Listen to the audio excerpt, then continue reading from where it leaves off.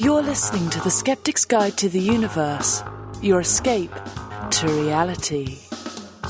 Hello and welcome to the Skeptic's Guide to the Universe. Today is Wednesday, July 21st, 2021, and this is your host, Stephen Novella.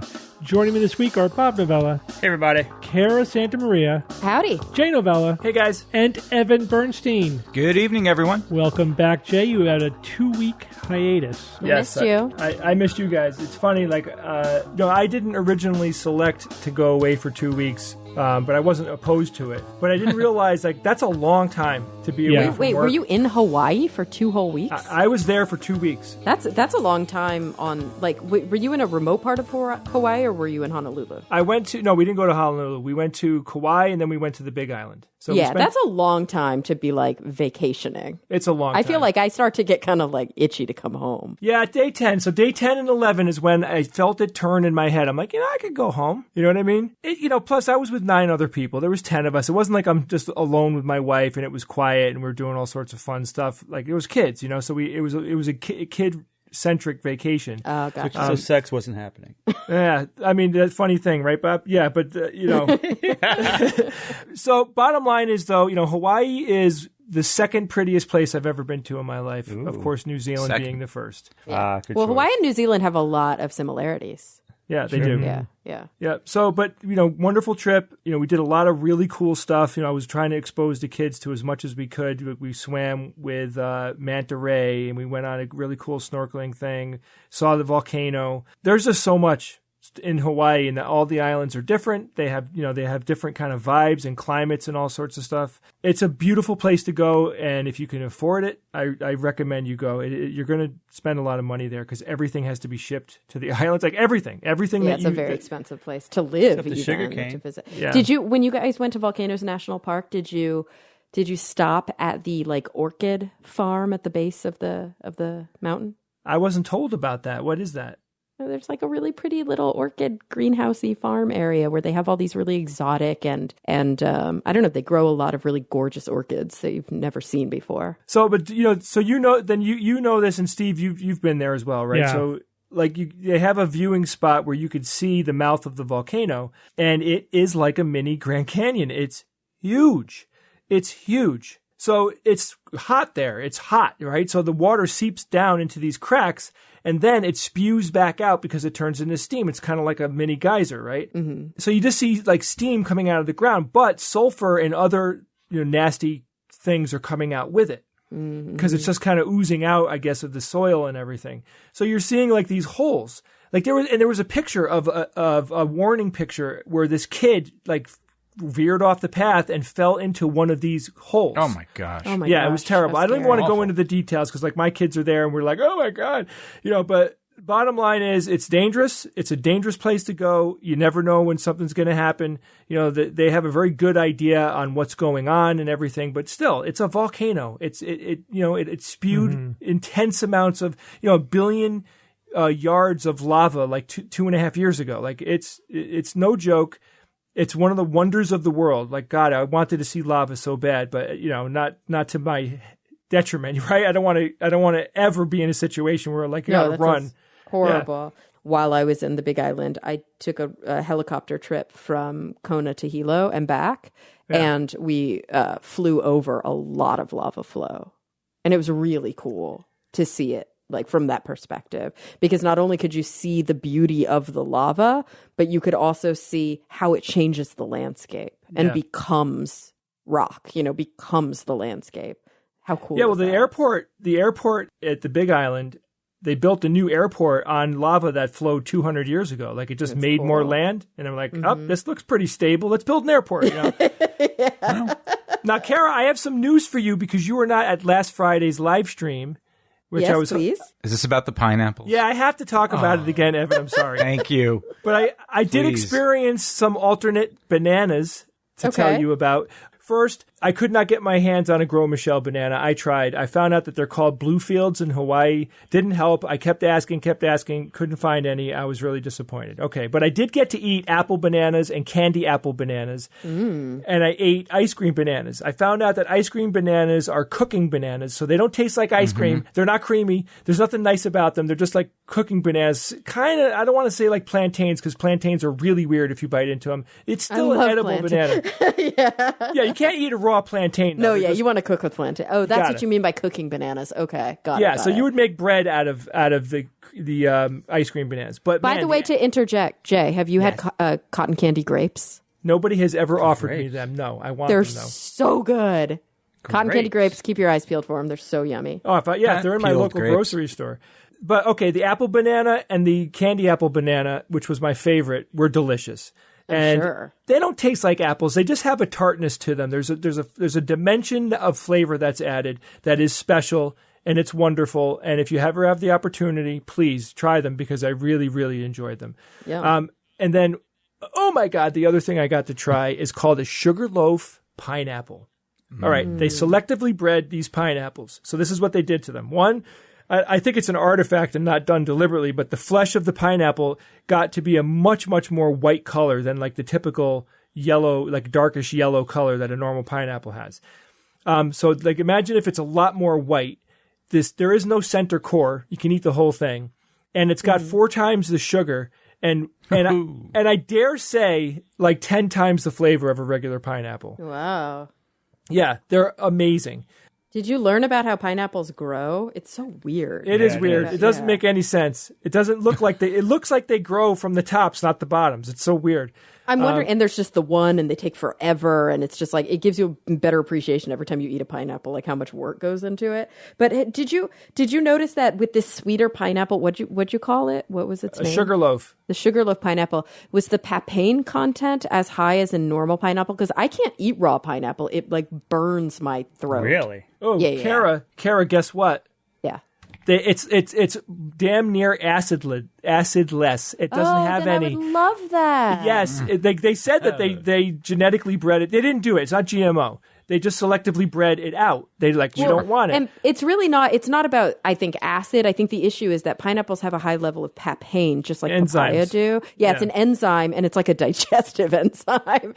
We used to use it in the lab to help break down like cell membranes and stuff. But yeah, it hurts. I find that when I consume pineapple, it's pineapple painful. sting. Yeah, after the sting a while, and the itchy throat, and it's hard for me. Yeah. So this was the ultimate. Nice. Evan, I endeavored to have one of them with you. We can order one. Now look, we'll drop $80 at some point, and we'll do it. Everyone, I'm so in on that. It costs $80 for one pineapple to ship it. No, you can buy them out there for about $13. Oh, I see. But then to ship it, and you have to do it on the up and up, because there's the rules about shipping fresh food. So, guys, I want to tell you about this email I got recently.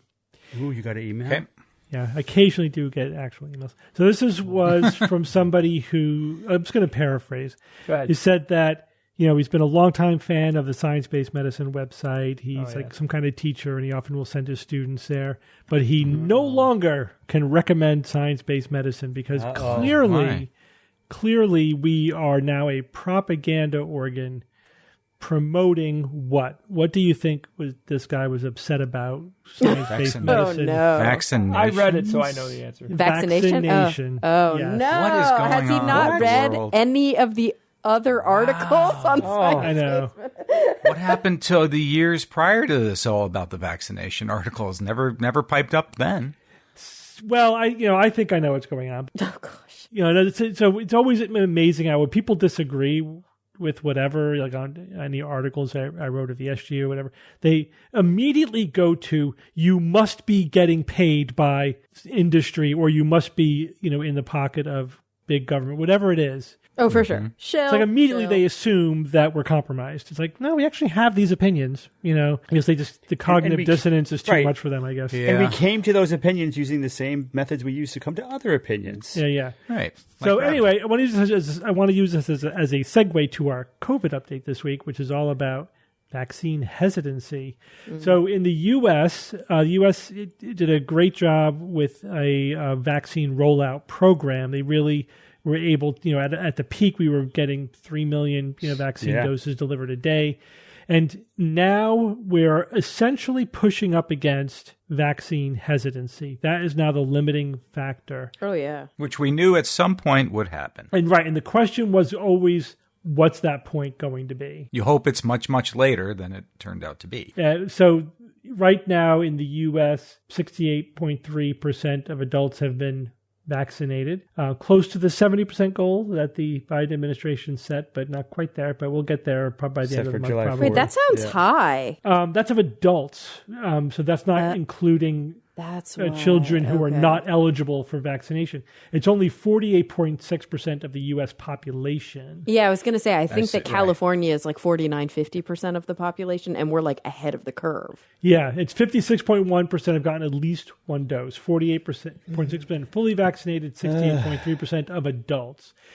So we don't know exactly how to calculate in people who have immunity from being infected because we don't know how much overlap there is. Interesting. So the question is, are we at herd immunity?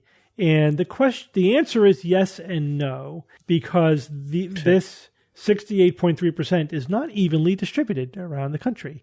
And in certain locations, it seems that we are having some functional herd immunity, meaning that the virus doesn't have enough people to spread to, and so it can't be self-sustaining.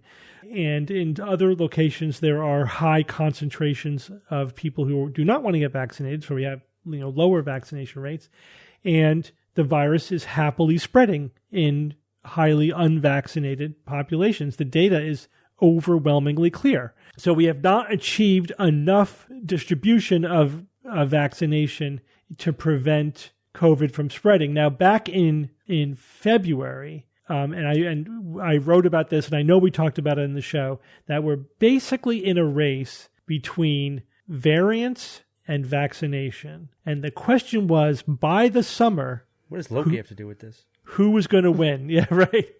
Not that kind of variant. So the viral variant. So what do you guys think? Did the variants win, or did the vaccination program win at this point? Oh, well, at this point... Yeah, at this point... There's a lot of variants. I think it's hard to say, did the variant win or did the vaccination program win? Because there's like self-sabotage of the program. That includes one in a sense. It includes all of that. Yeah, then I think the variants are winning. I don't know. Unfortunately, the number of cases are starting to turn back rising. Up. So it's still a little too early to say. Hopefully because we don't know when that's going to turn back down again. You never know. But in California, we just rolled everything back. We're back to, I mean, it's not lockdown, but it's mask mandates everywhere. It's, I think I don't know about social distancing going into effect, but schools are starting to change their rules. Yeah, we're going backward, not forward now. God, we were going just backward. Pulling out. We were pulling out. Yeah. This is why I get so mad. This is why we can't have nice things. These people are ruining it for the rest of us. Like, we're all working so hard. And then there are people out there who, and this is, again, I'm not talking about the people who are afraid, who for medical reasons have an inability to get vaccinated. But I'm specifically talking about the people who ideologically are choosing not to get vaccinated. Mm-hmm. Yeah. It makes me crazy. And I think part of the reason that it's so frustrating is that we use words like vaccine hesitancy. But I think that the vaccine hesitant community is a community that I empathize with, and that is a smaller portion. Right. There is an agenda out there. It's not vaccine hesitancy. It is anti-vax. Yeah, it's anti-vax. It's anti-vax. And those are the people I'm frustrated with, not the vaccine hesitant. The thing is, I always have to say this, the SGU is a nonpartisan show, and we don't get involved in directly political issues. We do involve politics because politics are involved with science and with medicine and in a lot of the things that we advocate for. We can't talk about vaccines without there being a political angle. Unfortunately, not us, but some people have made vaccines incredibly political. Mm-hmm. And in the United States, the data is absolutely clear that essentially the Republican Party has decided to make anti-vaccination part of their ideology.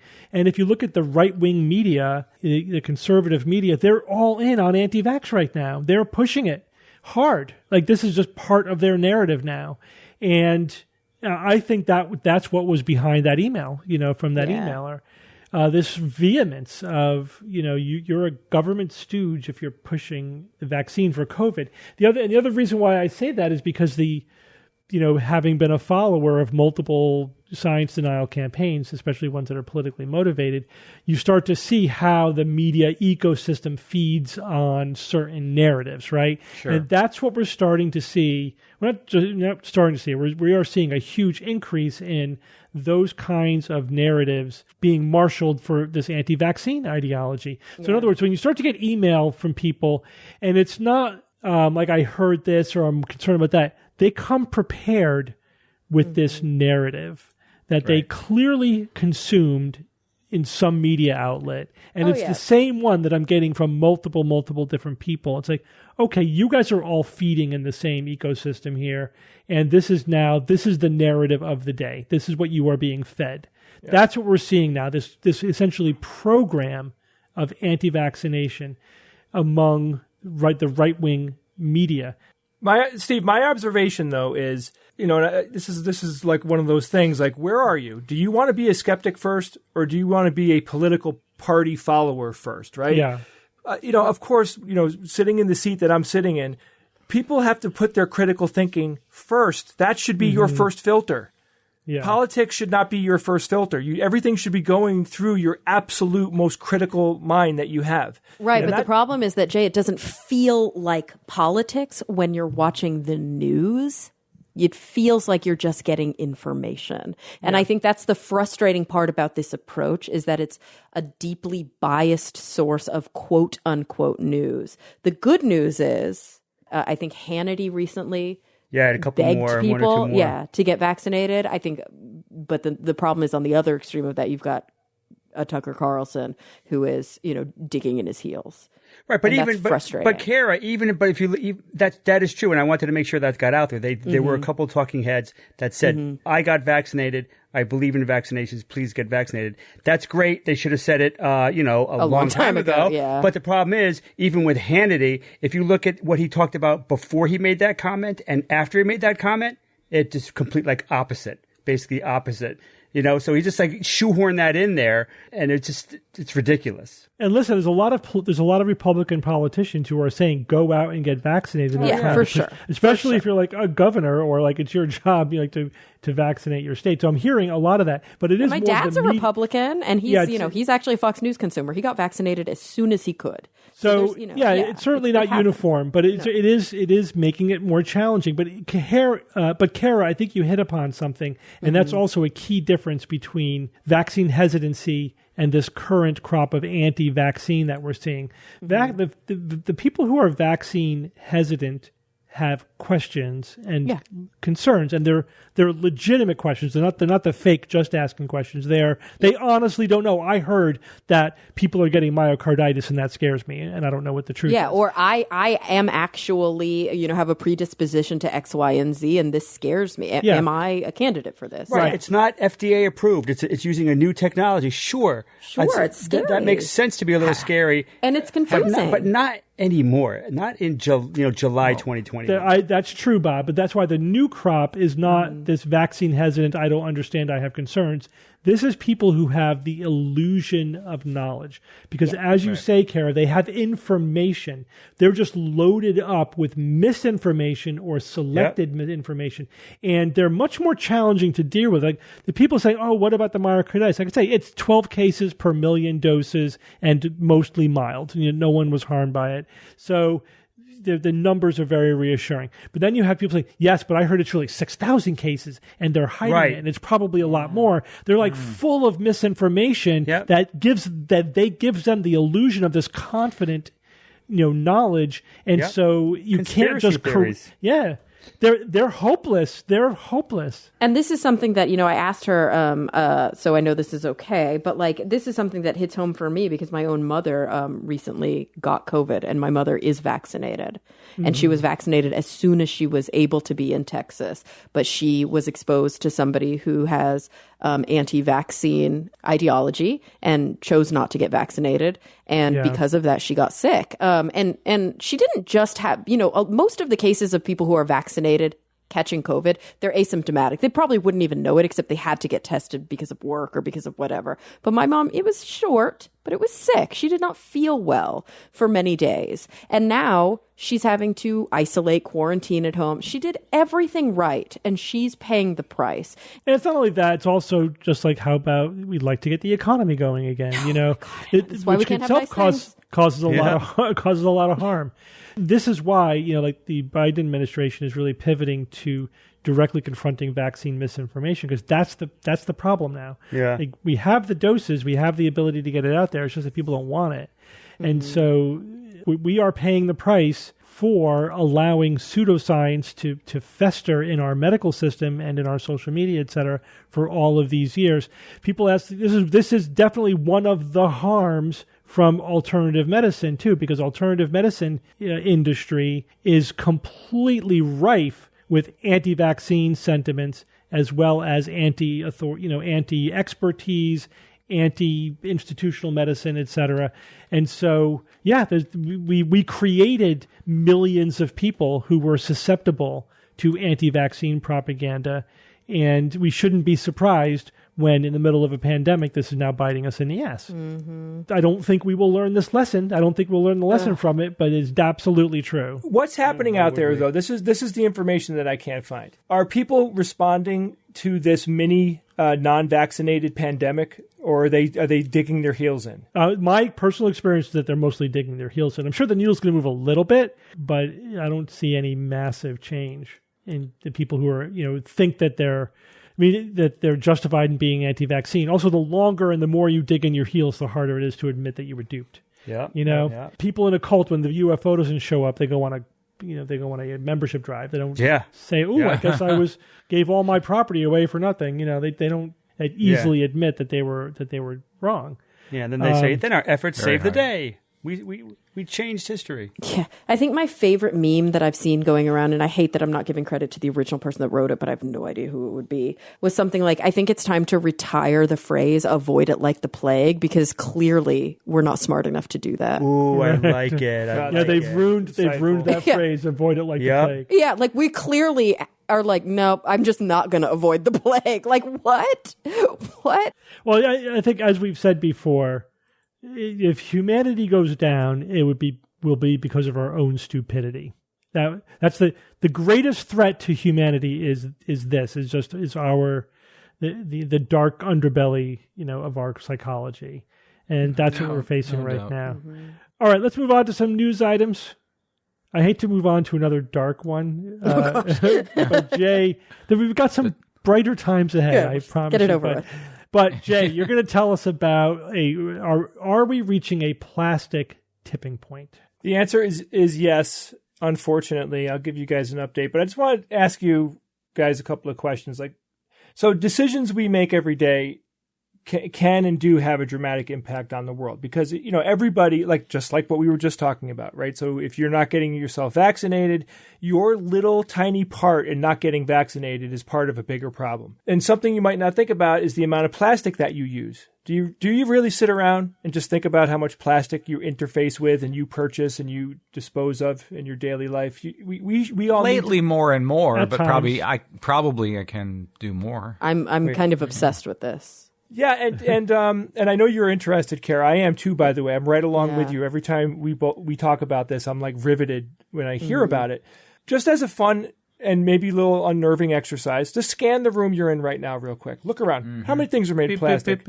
Right? Plastic. It's everywhere. Everything. I got plastic in my eyeglasses. I'm wearing plastic. Mm-hmm. My plastic robots are awesome. They're not going Well, as long anywhere. as my plastic stays plastic and doesn't break down and go into the ocean and in other places. Yeah, but where's it going to go when you're done with that plastic? So that's the problem. It doesn't break down. The reason it breaks down in the ocean is because it breaks apart, not because it biodegrades.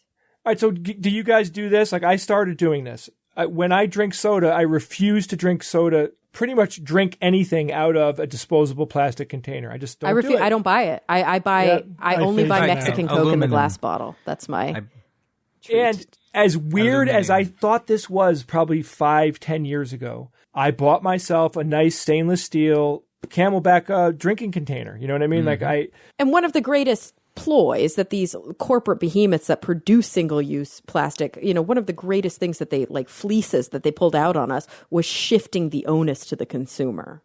Exactly. And not taking responsibility. Exactly. Yeah, right. So researchers from Sweden, Norway, and Germany published a paper on July 2nd in the journal Science, and they're now saying that the amount of plastic emissions globally is coming to this kind of a tipping point where we could not reverse the damage that's done. The authors say that plastic pollution is a global threat. It's not like this is just happening in your country. It's happening everywhere. And and the plastic is moving everywhere from everywhere. You know what I mean? So they say that we need to drastically reduce the amount of plastic that makes it into the environment. Today's plastic can be found pretty much everywhere, like I said. Now, it's everywhere, meaning it's in our house, but it's everywhere on the planet as well. You can find it on any mountain. There's plastic. People have been there and they've dropped plastic and there's plastic particles, all the way to the deepest parts of the ocean, to the hottest deserts in the world, to the coldest Arctic climate. Yep. Yeah. So global emissions in the world's waterways, like oceans, rivers, and lakes, range from 9 to 23 million metric tons per year. Now, look, we don't know. Who knows what that is, right? I can't visualize that. But it is, all you need to know is it's a fantastically enormous amount of plastic. There's so much plastic, Jay, that it's in our blood chemistry, and it is packing the abdominal cavities of marine animals left and right. Yeah, not to mention that their heads are getting caught in plastic bottles. Yeah. So I said 9 to 23 million metric tons per year are entering the waterways of the world, right? That's the same amount that's happening on the land as well. So you just double that. Jay, there is a technical term for that amount. It's technically a shit ton. A shit ton. Oh, yeah, I thought you were going to go F. Yeah, but me S too. ton. Me too. Yeah, I know. I was like waiting for it. I was like, Steve. So these are estimated emissions, and they're forecasted to what, guys? By the year 2025, where will this 9 to 23 number go? Double. Double, right, Evan? It's going to freaking double in 3 years, guys. What? I don't know how, Bob. Well, a lot of it, too, is that we're seeing the effects of the industrialized world, and now as we develop the developing world, that they're adding to the total numbers. Yeah, and then the gross thing is that the industrialized world turns to the developing world and blames them for our problems. Yeah. Like, oh no, you can't have cars and put off emissions. You can't have all of these nice things because we already did that and created a tipping point, and now you're going to put us over the edge. And even though people have been made aware, I've known for a very long time, it took me way too long to upgrade to a steel water bottle. We significantly continue to increase our use of plastics, and the use of plastics is deeply ingrained in our society, right? And it's also now today it's a political and an economic issue, just like Kara, like you were saying. Like, I have a question: why can't companies like Coca-Cola and Pepsi just say no more plastic? We're done with it. It's cheaper to use plastic, and they have really good lobbies. It's the bottom line. Lobbies. Yeah, it's all about the bottom line. Yeah, their models are built on plastic. Well, part of it, too, is, and this is a concept. You don't have this concept in your repertoire. You need to add it. The notion of externalized costs. If you allow a company to do something that's cheaper for them, but then shifts the cost onto society. That's called environment. Yeah, for whatever reason. So, like, we all have to now pay for the plastic cleanup that they profited on, and so we're allowing them to externalize that cost. So, if you just don't do that, you say you have to pay the actual total cost of your industry, then things that are more environmentally friendly become cost effective. Yep. Yeah. So, like, it might be then cost effective to switch to glass, from plastic. Let me lower the boom here, guys, on like cleanup and recycling technology, right? Like, because this was, I remember the first modern Earth Day that happened. I forget, was it 20 years ago? There was a big Earth Day that happened that was like, and if you recycle, everything's good. Well, plastic recycling, no bueno, not good. Oh yeah, not good All at governments need to do. World governments need to immediately invest in technology that can help remove plastic from the environment, right? That's one thing. That's not even recycling. It's just picking up like plastic that is out in the world. Consumers need to make, and this is every one of us, and everybody listening to this show could just listen to this, and if we all make changes right now, we need to make a dramatic change in the way that we perceive plastic. It's not as simple as putting it in your recycling bin at your house. Like I said, the researchers say that we have to dramatically reduce the production of what they call virgin plastic. So that's brand new plastic if you didn't figure it out. But how do you do that? What's the deal with this? If we reduce the amount of virgin plastic that's being made, this will increase the value of recycled plastics. And companies will become economically invigorated to work with recycled plastics more. And we also have to globally reconfigure how plastics are recycled, because right now, plastic recycling is not what you think it is. It's it's terrible. It's you terrible. can really only recycle 1 and 2 plastics. Yeah, most people throw stuff in their recycling bin that's not recyclable, and that completely F's up the recycling machines that most municipalities use. Like, you should never be throwing away plastic bags, plastic films, blister packs, that really thin, crappy plastic that like most things come in. It's not actually recyclable. But you, Kara, you could spend a week. You know, I don't know if you've ever seen this. I know Bob has. But there are people that have dedicated the time to, like, say, we're going to clean up this beach, or we're going to clean up this roadway, and they take all the garbage and they get rid of it. Well, it's a huge amount of it is plastic, right? But here's where things get scary. Okay, so they pick up the plastic, and then they bring it to a recycling center, and it gets returned back to nature. You know what I mean? It's like we can't. Yeah, because it's not recyclable. So here, let me give you some more information.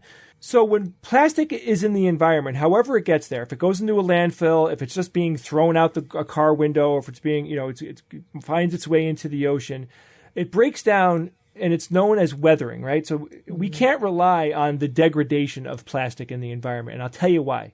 Plastic breaks down in the environment. It happens very slowly. And in many cases, it causes a constant flow of pollution into the environment. So plastics break down in the environment. They create micro and nanoplastic particles as they break down. They're shedding plastic particles as water and sunlight hit them, and stuff in the soil starts to break them down. And what's happening is these things are slowly cracking and breaking off of the plastic polymer backbone, right? So it's like you think of plastic as one big molecule that slowly is shedding pieces of that molecule, right? Chemicals also leach off the plastic and get into the environment. And this means that plastic is constantly shedding pollution. And one of the last things that we want to do is put plastic into a landfill. We have to change plastic production. We have to change, you know how we always hear these news items about, they came out with a plastic and it's, 89% recyclable or whatever. Like, we're not seeing anything change fast enough because the money and attention aren't being put into it. But also, these things are probably not scaling up. The technologies aren't able to make it to the big games because they just don't work when we try to make them, happen on the level of soda bottles. You know what I mean? Like, so the researchers say that plastic adds stress to natural environments. It can increase climate change because it disrupts the global carbon pump, right? Which is basically the reabsorption of carbon back into like trees and everything. It contributes to biodiversity loss. And as it goes on to damage animal habitats, it's dramatically affecting many different species. So we have animals dying because of plastic and suffering because of plastic. And we have, the leaching of chemicals into the environment is slowly choking our world. Don't forget that you're eating those things. Yeah. The things that are the lowest on the food chain are either absorbing the chemical toxins from the plastic, or, like you said, they're physically eating microplastics. And then bigger things are eating them, and bigger things are eating them, and then we're eating those bigger things. Because of my research on this item, and it's kind of like a light went on with me reading this and learning more about this. I've heard Kara talk about it a million times. We've all talked about it on the show before. But I had that click happen. I am disgusted with the amount of plastic that I'm surrounded by right now. I like plastic. It's a really cool medium. It's necessary. It's necessary for medical purposes. There are places in our life where, like, thank goodness for plastic. Yeah. But we don't need to be drinking soda out of plastic. Right. Every time you throw away a piece of plastic, analyze it. Like, where did this come from? Like, I have like things that will look, like right now I'm picking up, I have one of those like grip enhancer things, I was using it when I got my carpal tunnel surgery. I pulled it out. I've had this thing for 30 years. I've owned that piece of plastic for a very long time, and it's held up and it's great. It's the ones that we throw away. It's drinking a whole bottle of water and then you squish it down into nothing and you throw it in the garbage. You don't think about it, or you put it in your recycling bin as if, but no. Commonly referred to as the single-use plastic. Yes. Yeah, exactly. Very bad. Horrible. Yeah. The worst. So please do me a favor and just think about it. Well, and the truth is, you're right, Jay, because if it's frustrating. It shouldn't have to start with us. That's the part that pisses me off. It shouldn't have to start with us, but the truth of the matter is it does. That's the way our system is structured. So knowing that it starts with us, two things happen downstream. Number one is we physically put less plastic into the system. But number two is the companies don't sell as much. And when they're no longer selling it, they're going to stop producing it. Yep. As long as they feel like there's not a market for their product because we choose to vote with our dollar, we're going to affect change. But again, that comes back to that really, really, entrenched problem, which is that it is a privilege to be able to vote with your dollar. Yeah, that's right. Yeah, let's move on, Steve, because I'm just going to keep getting pissed off here. He's just raging over here for good reason. All right, Bob, tell us about a balloon telescope that's going to rival the Hubble? What? Yes, basically stole my thunder from the entire first part. But yes, the famous HST, the Hubble Space Telescope, may be on the way out, but a cheap and in many ways better alternative is being tested, and it's called Superbit. And, as Steve said, it's carried by a balloon. So this new kind of astronomical telescope is a result of a team-up between Durham, Toronto, and Princeton universities, and NASA and the Canadian Space Agency. So Superbit, what is a Superbit? It stands for Super Pressure Balloon-borne Imaging Telescope. It's an imaging system lofted 40 kilometers into the stratosphere by a helium balloon. It will get high-resolution images rivaling those of Hubble, which is saying something. So just let that simmer for a second in your brain. Hubble-like images, but just using a balloon instead of a rocket. Now, Hubble, of course, is the current standard, right? Primarily because it's in space, which is an awesome place to be for a lot of astronomy. I thought you were going to say primarily because James Webb still hasn't launched. Yeah, right. Any day now. No, but actually, well, you will see that that's not technically correct. But cool. That's because why is it such a good place to be for astronomy? And that's because our atmosphere sucks in a lot of ways. Imagine visible light, right, from a distant exoplanet or a star or a whole galaxy. That light travels for years, millions of years, billions of years, and that light is essentially pristine for all that time. And then, bam, the last 1.6 thousandths of a second as the light goes through our atmosphere and it turns into a huge distorted mess. The last little bit, it gets completely screwed up. So that's basically just a goofy way to say that, yes, observing lots of frequencies of electromagnetic radiation from orbit is great because the atmosphere doesn't, you just bypassing the atmospheric distortion. So it's great. It's fantastic. That's why everybody loves the Hubble. And that's why lots of observatories are on mountaintops, right? I mean, all the good ones are on these great, great mountaintops. Jay, you were really close to a bunch of them in Hawaii. And because that gets them above as much of the atmosphere as possible. So what Superbit with the special balloon is allowing to happen, it's like putting the telescope on a 40-kilometer high mountain. That's pretty much exactly what it's doing. Putting it about as high as you can get and still be kind of like technically in the atmosphere. Now, it's called a super pressure balloon because of advances in material science. Kara, I know you'd love to hear that. Mm-hmm. Another advance in material science that's having some amazing impacts. So, and it essentially, it has a lot to do with the stitching, and it does not lose pressure, basically allowing it to stay aloft, not for the typical 3 days, but for 3 months. And that's where you can do some real science. If 3 days is not enough, I don't care how well you can see up into space. 3 months is where you can get some really good stuff done. Now, this balloon is big. Even when it's deflated, it's about as big as a couple of buses on the ground. But by the time this thing floats up to 35 to 40 kilometers in the stratosphere, which is above, say, more than 99% of the Earth's atmosphere, it grows to half a million cubic meters, which is the size of a small football stadium, apparently. A small football stadium.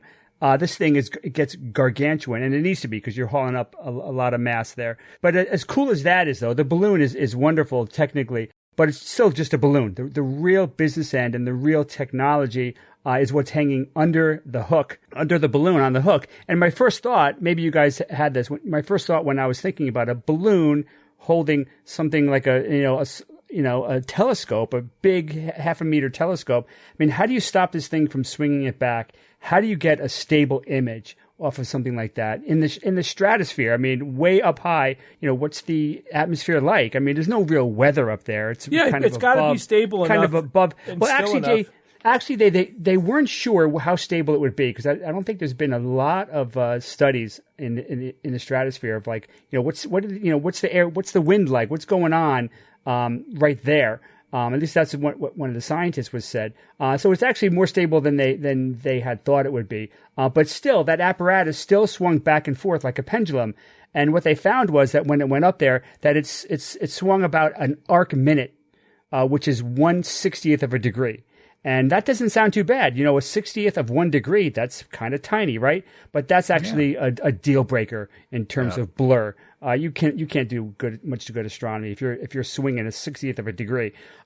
So they added passive dampening on the hooks, right? So the movement that's transferred from the balloon to the hook would not be transferred down to the observatory below. So that's kind of like low-hanging fruit. Yeah, let's put a dampener on that hook so it's not transferring any of that swing. But then they added gyroscopes and frameless motors. So essentially what it's doing is that if it swings a little bit to the left, then it actually looks a little bit to the right. And vice versa. If it swings a little bit to the right, it looks a little bit to the left to counter that. And when they did that, it brought the swing down from an arc minute to an arc second, RMS. RMS apparently stands for residual pointing stability. I think it might stand for residual movement stability because it doesn't match the initialism, but that's what the scientists said. So I'm going to go with residual pointing stability. So that's really good, right? An arc second, that's a 60th of an arc minute or 1/3600th of a degree. That's small enough? No, it's not small enough. It's really tiny, but it's still, they needed to go down another notch. So for that, to prevent even that tiny little swing, they used adaptive optics. We've talked about that in the past, but in this specific case, adaptive optics. So this uses a fast tilt mirror, which essentially keeps target on a guide star. And so it stays locked on that guide star, and it makes corrections based on that. If it moves a little bit, it makes a correction back. And when they did that with the adaptive optics, they brought it down to 50 milliarc seconds. Super, super tiny. And finally, that was good enough, and that was well within the diffraction limit, which means that for that specific 0.5 meter lens, any smaller swinging wouldn't have made any difference. It wouldn't have been able to discern it. So for that mirror, that was as good it was going to get. Only if they had a bigger lens would they need something that was even more stabilized, and that probably will come in the future. But the thing that makes me most excited about this is the advantages of this system, and they might not be obvious, but then when you hear about them, you're like, oh, damn, yeah, this makes so much sense. So first, advantage number one, Superbit costs $5 million USD or 3.62 million pounds. A lot cheaper. That's 1,000 times less than a similar satellite. 3 orders of magnitude cheaper. Balloons are cheaper than rocket fuel, right? Who would have guessed? So that level of cheapness makes it possible to have a fleet of space telescopes. You could make a fleet of them that could offer time to astronomers all over the world. It's amazing just to think about that. Besides being cheap, the second advantage is a really big one. This is the ability to return the payload, to return the observatory to Earth and fix it and tweak it as often as you want. So try to think about doing that with a satellite. Satellites really, wait, 1, 2, 3. Yes, 3 of these. 3 reallys. They really need to work the first time. Because of that, that makes them very, very expensive because you got to add redundancy, you got to add safeguards, you got to even throw in meatballs sometimes. It has to work because if you don't survive space, if you don't survive the launch, and if you don't survive in space, no one's going to go in for a house call. It's not like your Hubble was the exception that proved the rule. No satellites get a house call. If it's screwed up in orbit, it's screwed up forever, essentially. So they've got to make it work. But you don't need to do that. You don't need to do that for this. And you have to remember with satellites, you have to lock down that design years before launch. That's standard practice. You make jokes about, oh yeah, remember that satellite's got technology from the 1990s. It's like that's like a classic joke because you got to lock down technology well before it launches. So that's why anything that's in orbit or on Mars right now is already way out of date. Even before it was launched, it was already out of date because that's just how it works. So Superbit never needs to do that. It never needs to be obsolete because after a mission aloft, if it's up for a month or even 3 months, it comes down by parachute and then you could just upgrade the shit out of it and then put it back up. That's just how it works. So for example, modern digital cameras, we know that they improve every year, right? Every new phone that you get, even if it's every year, is a much better camera. So, for example, the development team for Superbit, they actually bought this cutting-edge camera and used it for a test flight 3 weeks before the launch. 3 weeks. You will never do that for anything that's going to go into orbit or anything that's going to go onto a planet. It just doesn't happen. Even more dramatic, the day of a launch, the morning it was going to launch for a test, the Superbit, they got a GoPro camera and they gaffer taped it onto the thing. Just like, yeah, let's just tape this on and just see what it can record. Yeah, let's do that. No way is that done with satellites. I guarantee you that doesn't happen. To me, that's a huge advantage. You can just over the years steadily improve it, and you will always be cutting edge instead of, Hubble is great, but it is like decades out of date in terms of having good technology. This technology is much better than even what Hubble already has. All right, so the last advantage of Superbit over space observatories, I will call the coming optical graveyard. The Hubble telescope is clearly near the end of its life, right? You can hear the death rattle, right? Because it was out of action for a month. Just recently, for one whole month, it's like, sorry, they got it back. I'm not. I know. Let me finish the sentence. But why do you hate the Hubble? That's why I said it. It was out of action for a month. They got it back. I think that what they did was they tried turning it on and off again. I think that's what did it. They had it back. I love the IT. They had this thing switched to evil. Evil.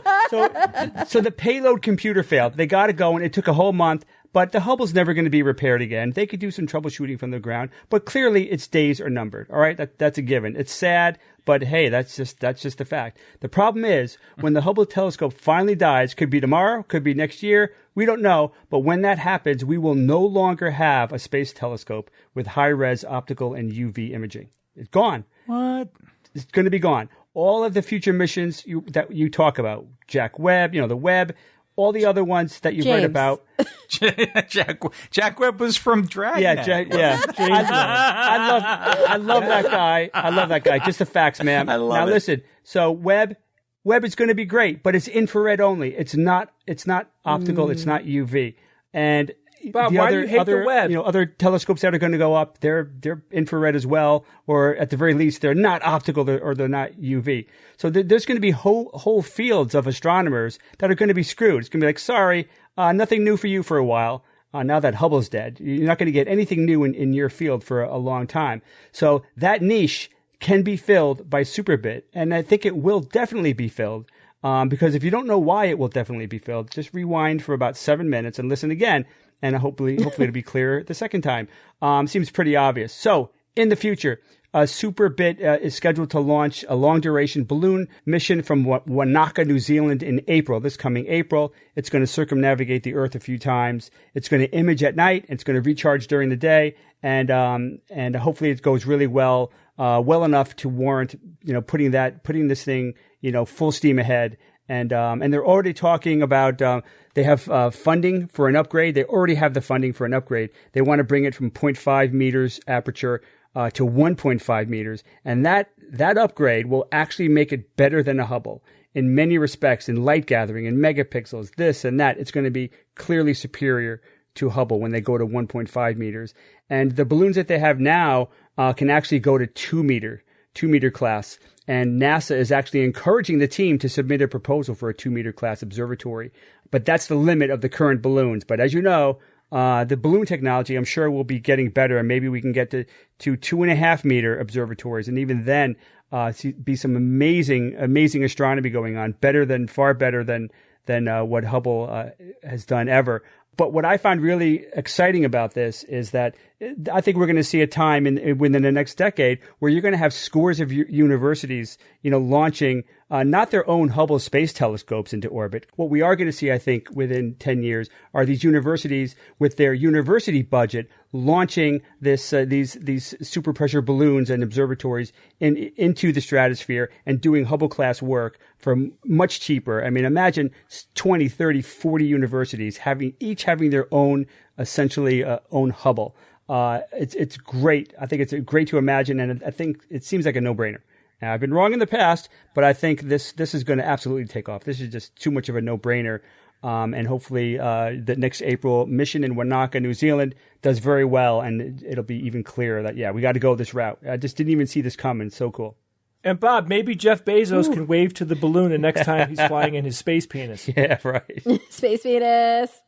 I mean, seriously, it looks like a penis. What the hell? It looks like a penis. We'll come to that later. We will come to that, Evan.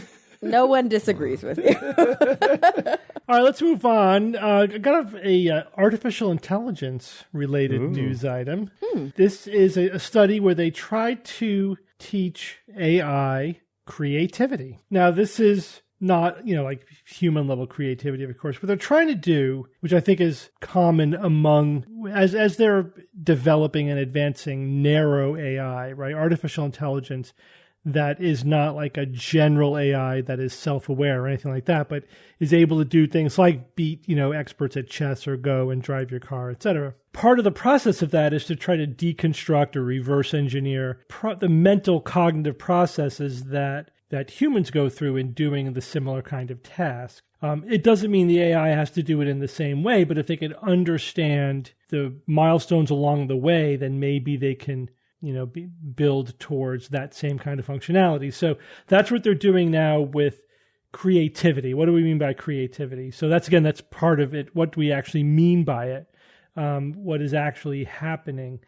So in this concept of creativity, something that humans are very good at, and that is being able to categorize things and then extrapolate within that category. So let me give you an example of what I mean. Let's say, a young child has seen several different kinds of dogs in their life, right? And then you introduce them to a new breed of dog that looks nothing like any other dog they've ever seen. Mm-hmm. They will instantly know that it's a doggy, right? Mm-hmm. Okay. Mm-hmm. Yeah. You show, a kid that knows, Newfoundlands and German Shepherds, a Chihuahua, they'll go to the Chihuahua and they'll go, a puppy. Like, they know it's a puppy. It looks nothing like, a German Shepherd, but somehow they get this idea that this is all part of the same category, right? Mm-hmm, sure. Right. So that's something that humans are very, very good at. But creativity also involves being able to disentangle the pieces of what goes into that category and then alter those variables individually, right? That's a good way to put it. Yeah. I always thought of it as like a way to be outside of the box, but still with the constraints. Like you have to know the box. Yes. To be able to operate outside of the box. Because if you go too far outside of the box, it's no longer creative. It's like this test that we do in psychology of creativity where we go, like to young kids, it's like, what can you make with this paper clip and this whatever? And it's like, is it really creative if they go, it's an airplane? And you're like, that's not a freaking airplane. Like, that's not, what are you talking? That's not creativity. Like, but if they literally can make it into something, that's, so there's a point where it goes too far. Yeah, right. Yeah, if you go too far outside the box, all you end up saying is, what's in the box? It becomes too abstract, right? Yeah, exactly.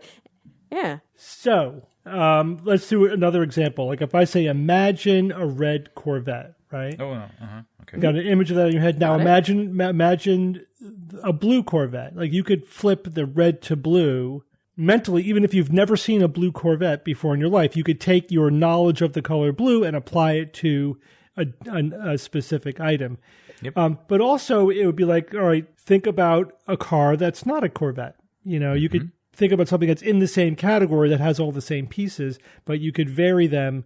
You could extrapolate from that and still be within, the category of a car, right? So the AI would need to identify a category by looking at examples and then be able to disentangle specific elements of that category and then be able to extrapolate to new combinations of those elements.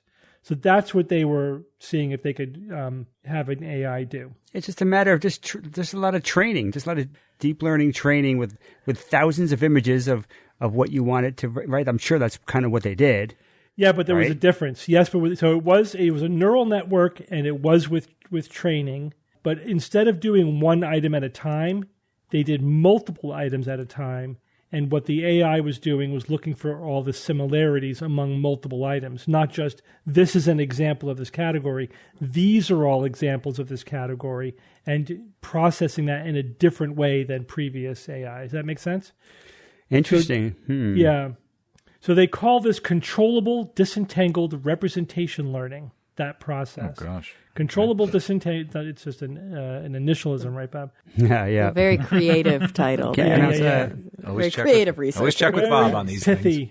things. And then the next step was, again, to create a new image with the disentangled pieces of the previous category, and they called that controllable novel image synthesis. Again, very creative. So then they were successful. So, like, for example, if you trained the AI on different Transformers, like the cartoon, the Transformers, and they said, all right, now give me a yellow one in Times Square, and the AI was able to do that. So this is not that impressive, honestly. It's kind of a proof of concept. It was just like, did it do what they wanted it to do? Yes, they was able to, apply details to a category and combine it with other elements. When I wrote about this, I said, I'll be impressed when the AI can create a novel transformer that we still recognize as a transformer, but doesn't look like... it didn't even do that? No, just changed its color and its location. So again, this is kind of a proof of concept of these processes, the disentanglement and then the novel image creation. So it did that successfully. Again, very incremental, very, very incremental. And but what I found interesting about it is that this is part of this bigger program to reverse engineer creativity, to try to understand, like, operationally, what is it? Because we tend to think about these processes, these subconscious processes, as magic, right? It's like this black box. It by definition happens subconsciously, so you're not aware of all the individual steps that are happening. It just happens, Like, you just think of something. I'm sure we've all been engaged in creative process, and sometimes ideas will occur to you. You don't know how that idea popped into your consciousness. You're not aware of what was happening in the background. But of course, if you're trying to design an AI, it's all about what's happening in the background, right? Right. I wonder what it would be like if we could peer in there and see what was happening in the background. Yeah. Would that just short circuit the entire the entire process by like when you try to think something out that you've memorized and you're like you can't decompose it into separate steps because then you just lose track because it's a habit. Because I've come across like AIs in short stories, and the AI or the digital human comes up with this thing. It's like, wait, how did I think of that? And then they look into their mind and they trace it back to see where that thought came from, and they're like, oh, that's why I thought that. It's like, wait, what would that even be like? Bob, it's weird because the thing that comes up in my mind with this like creative processing that you're talking about and then like applying metacognition to it is almost like the yips. Yeah. Like I think about what happens when a sports person, like an athlete, like loses flow and starts to think too hard instead of being in it. And then it actually starts to make them not as good at their sport. And they get the yips. It's like a weird thing where deconstructing something that feels like a flow state might actually undo the flow. Well, neurologically, that's because our brain's hierarchical, right? So when you first do something, you're engaging your conscious, cortical processing. It's very frontal, very processing intensive, very hard to do. But then the way one of the ways in which your brain learns is that it automates the components of it, internalizes it basically. So it goes from conscious to subconscious. That's why we practice. Yes, so then you don't have to think about it; it just happens automatically. But if you start to think about it too much, then you interfere with that because obviously the conscious stuff is hierarchically above the subconscious stuff. It's like you breathe without thinking about it, but you can control your breathing if you do think about it, right? It's like you're interfering with your breathing. It's super weird when after the doctor listens to your chest with his stethoscope, he goes, okay, now breathe normally. And you're like, don't know how. What do I do with my hands? Exactly. So obviously one interesting question is how far will this go, right? How far will this attempt at reverse engineering creativity in narrow AI be able to go? Personally, I think there's no reason why it can't completely, duplicate human creativity. Again, it won't necessarily need to do it in the same way that our brains do it. It just needs to duplicate the output. And in fact, there's no reason to think that it won't be eventually better than human brains are doing it. Right. Yeah. So far, everything we thought, and this is one of the history of like our thinking about artificial intelligence, is all along the way we falsely assumed that an AI would need to have a general intelligence in order to be able to do something. Like going all the way back to chess, which is probably like the first time this really came up. It's like, okay, well, in order to teach a computer how to play chess, it's got to understand how to think like a chess master, and that would require a massive level of intelligence that computers don't have, and so they'll never be able to beat a human in chess. And then we realized, no, you don't need to be able to think like a human.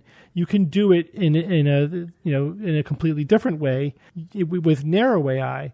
And then it's okay. Well, all right, now narrow AI can beat any chess master at chess, but not Go. That's way too complicated. You could just every time you make a move in chess, there's like 20 options. Every time you make a move in Go, there's like 200 options, and it's just literally an order of magnitude more difficult. Right, it's too complex. And now, recently, one of the world Go champions resigned. He said, "I can't beat the AI." It's like there's no point in me existing anymore. Oh, how sad! He quit the game. But how sad to quit because of the computer. It's like imagine what it was like to be one of those human computers. It was doing all the calculations, and then all of a sudden there's just you just push a button and everything you did is and I don't know, I don't feel like, I mean, it must have been hard, oh gosh, am I out of a job? But at the same time, I don't think I would feel oh, my life's work doesn't matter. I'm still better than every other human being on the planet. You can still celebrate human excellence. It's I'm not going to be a runner anymore because of cars. Well, why? Yeah, thank you, Bob. That was a way better example. All right, but here's the deeper philosophical question. Oh, how far will this go? So, all the way. So far, I think it will too. So far, narrow AI has been able to do anything that we tried to get it to do, as long as anything I can invest the time to develop it, right? So, and all predictions that narrow AI will never be able to do this have been proven wrong. So let's say that pattern holds out, and that essentially every single thing that human consciousness does can be replicated with narrow AI. Language conversation, pattern recognition, all of it. Reflection, empathy, on human consciousness. So, well, all right, other than, I have to say, other than self-awareness itself, right? Because that's and that requires a certain level of metacognition, that a reflective quality that it's fundamental to consciousness. So here's human. You get into level consciousness, one level beyond where the next step I'm going to go. So first of all, could we have a sophisticated, multifunctional, narrow AI, set of subroutines that duplicates everything that a human conscious does? So it essentially would be able to all appearances, be a human being, a human intelligence, with zero self-awareness. Is that going to be possible? Like a pea zombie? I do think it'll be possible within, for my hope at least, is that it'll be possible within an application, like an assistant at work. That you'll have an AI assistant at work who can do all of the work functions that a human being could do, and be a very good executive assistant. But what? But not what? It wouldn't then be able to be translated to be also a domestic partner or I don't know. I feel like But no, I'm saying it could do everything. It could do anything a person could do. Right. It has every capability that a person has. It's indistinguishable from a conscious human being, but it's just a bunch of narrow AI subroutines. Right. And a bunch of narrow AI clustered together that now we can't tell the difference kind of between narrow AI and what's the other one general called? AI. General AI. Yes. So you're asking a Turing test question, Yes. right? Yeah. Like ultimately, sort of. because it's really does it matter that it's capable of X, Y, and Z, or does it matter that it passes to us as being capable of X, Y, and Z? Again, we brought this up before too. It's like, will it be self-aware, and how would we know? If you could replicate a general AI with just narrow AI, how would we ever, unless you're the programmer who knows exactly how it works, how would we really know if it had any kind of experience of its own existence? And let's say, Kara, that we throw in a narrow AI subroutine that is self-reflective, that monitors its own internal state, that communicates among the different subroutines, and so then it sounds like it has feelings. It closes the loop on perception and output and all that stuff. And essentially, and so this is a philosophical question, and I'm sort of answering my own question here. But for example, Daniel Dennett says, and I tend to agree with him, when you solve all of the easy problems of consciousness, you have solved the hard problem. And now I'm just translating that into AI. If you solve all of the narrow AI problems, you've basically solved the general AI problem. Is those two things analogous? That's fascinating. In a way, though, is that then saying that the Gestalt, sort of the Gestalt conceptualization doesn't apply? That the sum is not greater than the whole or the whole is not greater than the sum of the parts? Because if we sum the parts, we get the whole. Yeah, that's what I'm saying. And and I tend to not agree with that, but the question is, does it even matter? Is it a moot point? Because I do think we'll get to a place where we'll have enough narrow AI that human beings are fooled into thinking. Right. Totally. That it's I could see that, but I could also see, don't forget, don't discount the possibility of once you having all this complexity in one place, that there could be some emergent behavior that's completely unanticipated, something like self-awareness, sentience, sapience, all You're that. right, and then that solves both problems. It answers Daniel Dennett the Gestalt. Right. I could see both things happening, where it's just a collection of narrow AI, and the soul in the machine, if you will, isn't necessarily there, although it might be hidden from us. We might be fooled, or it could genuinely be an emergent behavior that gives it true human-like or human level. If that makes you feel self-awareness. Better. I mean, wouldn't it suck, Bob, if at that point, if that happened, it was still a black box and we were still sitting here going, crap, like it's happened before our eyes and we still can't solve this consciousness problem. But Steve, you can't deny the power of unpredictable emergent behaviors in complex systems. This is a philosophical. No, I'm not denying it's a straw man. I'm not denying that that's emergent. Things occur. The question is human consciousness an emergent property, or is it an illusion? Right. Stringing together a bunch of narrow AI. I would totally buy into either one of those. That's what I'm saying. We might not need to invoke an emergent property. It's just that when one part of the brain talks to another part of the brain, and then it talks to another part of the brain, and then it talks to another part of the brain, and if you keep doing that, you have consciousness. You are doing everything that we think of as consciousness, and we don't need to add any special sauce or emergent property or global workspace or anything. But you could still, Steve, you could still call it emergent property, because I think the key definition of something that's emergent, an emergent behavior, is something that was essentially unpredictable at the start. I don't even think that's true. I think all it is that it requires the substrate. So it's like when we say mind is an emergent property of brain, what we're saying is that as long as brain is braining, mind happens. Right. Yeah. And I think that says what you're saying and what Steve's saying. I feel like you're in agreement there. Yeah. It becomes a semantic thing. Like at that point, what exactly is the emergent property of all this?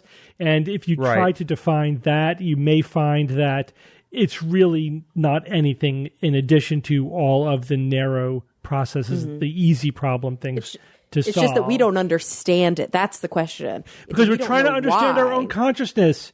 We are all falling for the illusion of our own consciousness. Right. There's no way for us to get out of ourselves enough to realize or to really imagine or wrap our head around the fact that we're just a bunch of narrow AI algorithms just in a constant stream of consciousness.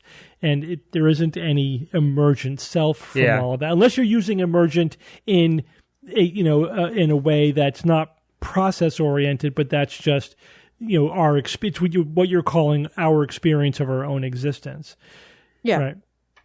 Yeah, it's like a flock of birds, right? That they follow very simple rules. Flocking is caused, it's very simple. Like stay at least a few inches away from the bird next to you, and this and that. So you follow like very few rules, and you have this beautiful flocking and flying behavior that you wouldn't necessarily have predicted just by looking at the rules. You got to like run it. You got to simulate it. Say, oh wow, that's beautiful.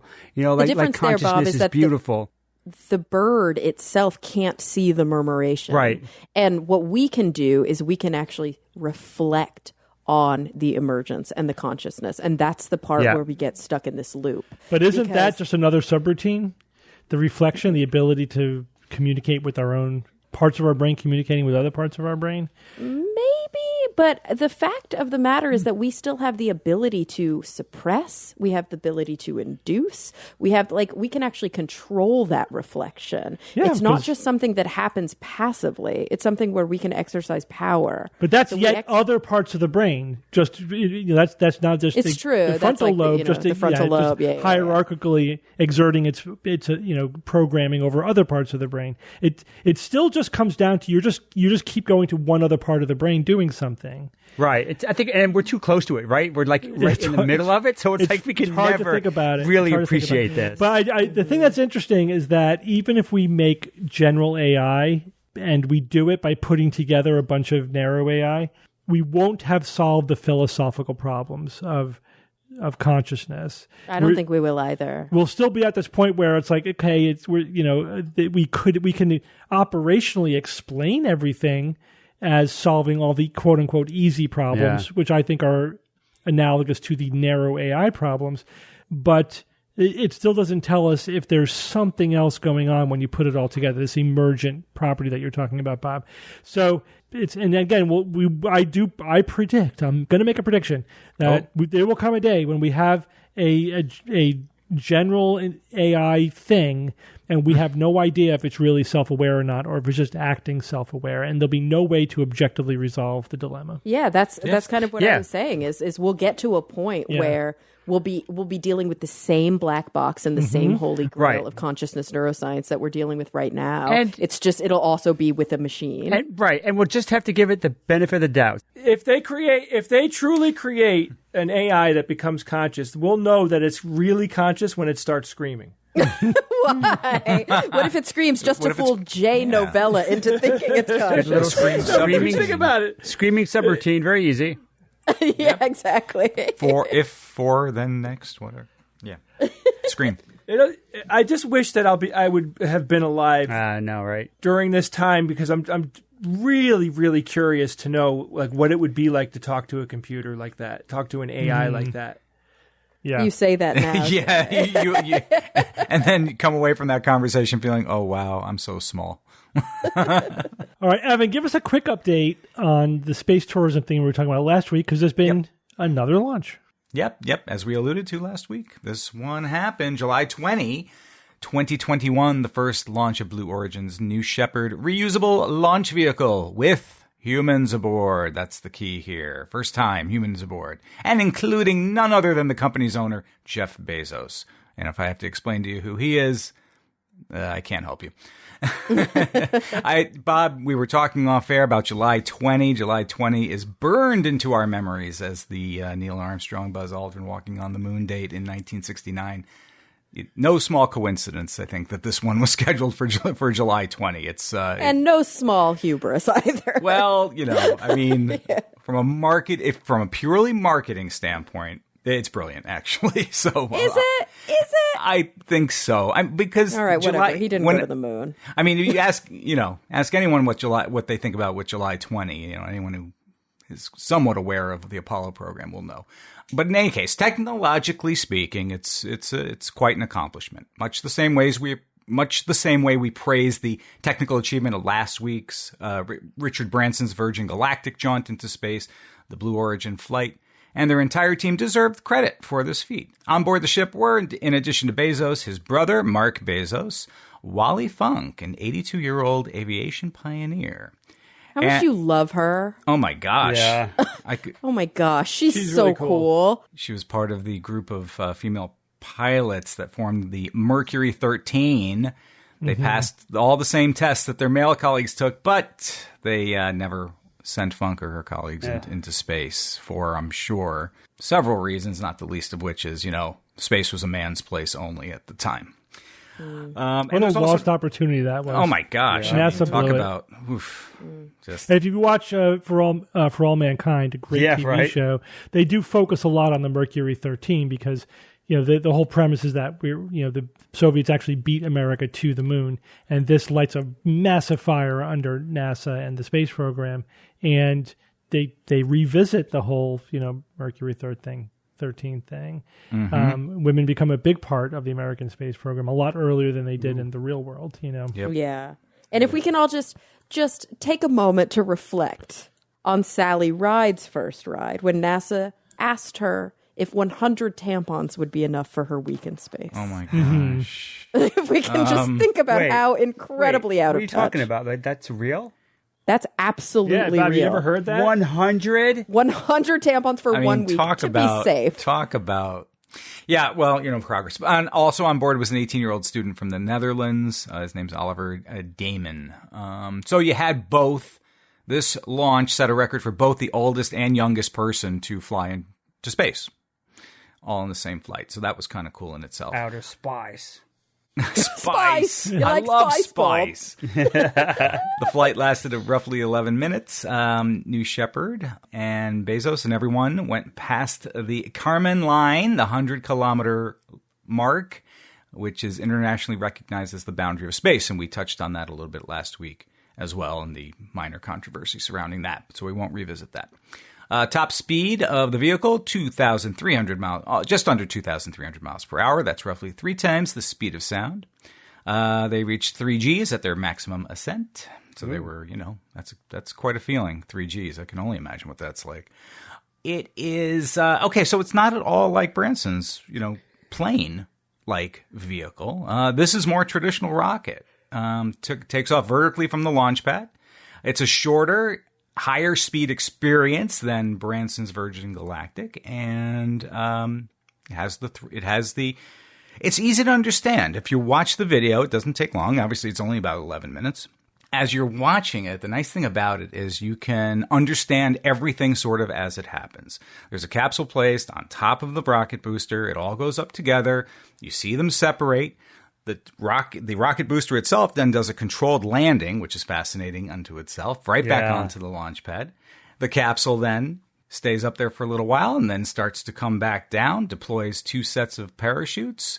And then at the very, very end, and we're talking about like the last, second or less than a second, the capsule puffs out a little cushion or a pillow of air, as they call it, and gives you the soft landing. So they're going from 16 miles an hour as it's approaching the surface of the planet. Really right to the last fraction of a second where it almost goes to 0 and then touches down.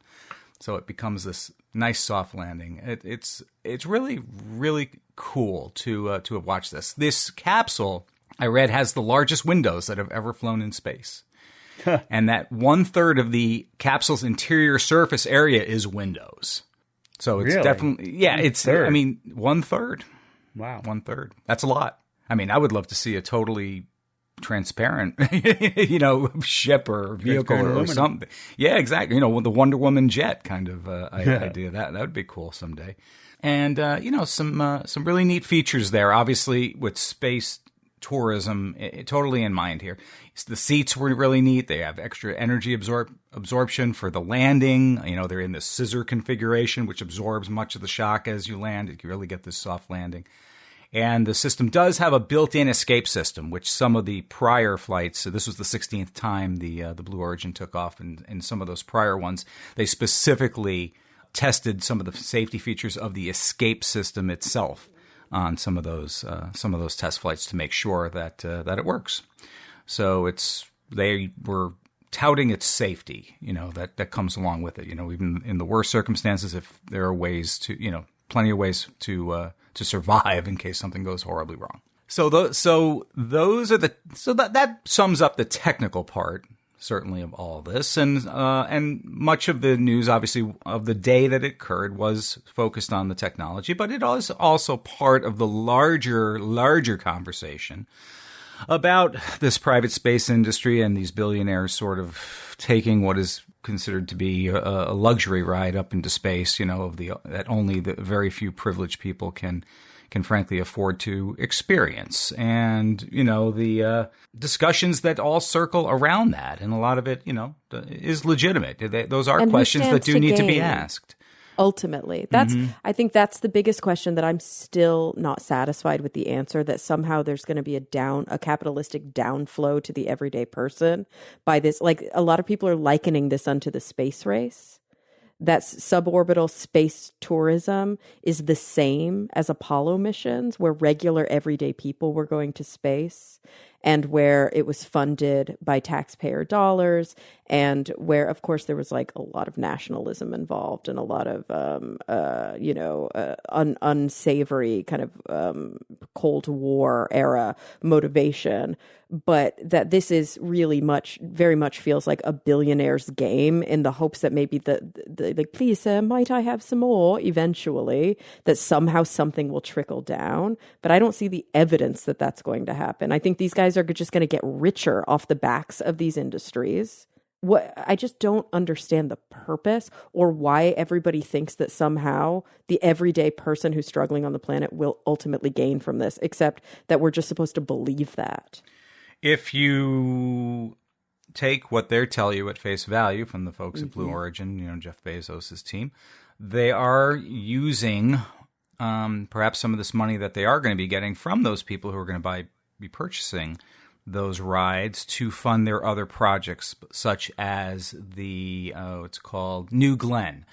New Glenn is a transportation system to space to launch satellites, among other things, bring cargo payload up to space and do some other things like that. Also, they have a project called Blue Moon, in which is going to be a lunar lander. So if you want to look at it optimistically, I mean, I think I agree with all of your criticisms, and there's a lot of people are criticizing, these private space tourism endeavors because of how they were funded and how the people made their billions and all that. But if you wanted to be fair and look at the optimistic view, the argument, I think, goes that this is sort of an early adopter billionaire phase of a new technology, a new industry. And there are many industries that did get bootstrapped this way, where you had wealthy early adopters paying a lot of money for at the beginning, but that enabled the industry. Cars, for example. Cars, commercial jet travel, etc. And that allowed for the industry to develop, and then it becomes more part of our everyday life. And it doesn't necessarily have to be specifically suborbital space tourism. It's just that it could be more general, just access to space for other purposes as well. It's just because this is not just about the tourism; it's also about shifting to a private space industry, right? Which has worked out the way NASA said they hoped it would be, that there would be competition, which would lead to greater efficiency and greater innovation. And the cost of getting a pound of stuff into space, the cost has plummeted under the private industry, that by orders of magnitude beyond what NASA was able to do. And so it is kind of working in that way. It's hard to predict exactly how that will play out, but I think you can't. I personally am not pessimistic about this piece of it. It may not be an end unto itself, but I think it's part of the bootstrapping of privatization of space, which I think could be a good thing. And I think the hope and optimism that you're talking about, and the great technological achievements, and the these things that we do know that we can get from this, and even things as simple as as the orbital perspective.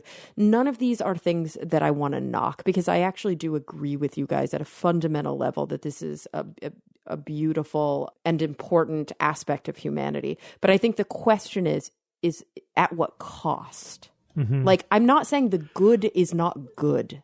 What I worry is the bad so much worse than the good, that the good is it worth it right now? Is this good a good that we should be celebrating right now? Or is it against such a backdrop of bad, and bad by the same actors? That's where I think my trust falters, because this isn't, NASA doing this, and this isn't even a Warren Buffett or somebody who has a proven track record of ethical dealings. Mm-hmm. These are individuals who I don't trust at a fundamental level, because they cheated their way into space. History is replete with assholes who made important contributions to civilization. Carnegie's and but that doesn't mean we should give them a pass. I'm not giving anybody a pass, but I'm thinking, but there still might be a good outcome from it. There may be a good outcome, but I do not feel comfortable celebrating this. I think that's where I stand. Let's hope there's a good outcome. But if it were my dollar, and you were saying, or if it were my nickel on a poker game or like on a craps table, and you're saying, where do you want to put your nickel down, would not be on these guys. That's what I'm saying. Yeah, that's all. Oh, I agree with that. Yeah. Definitely. Yeah.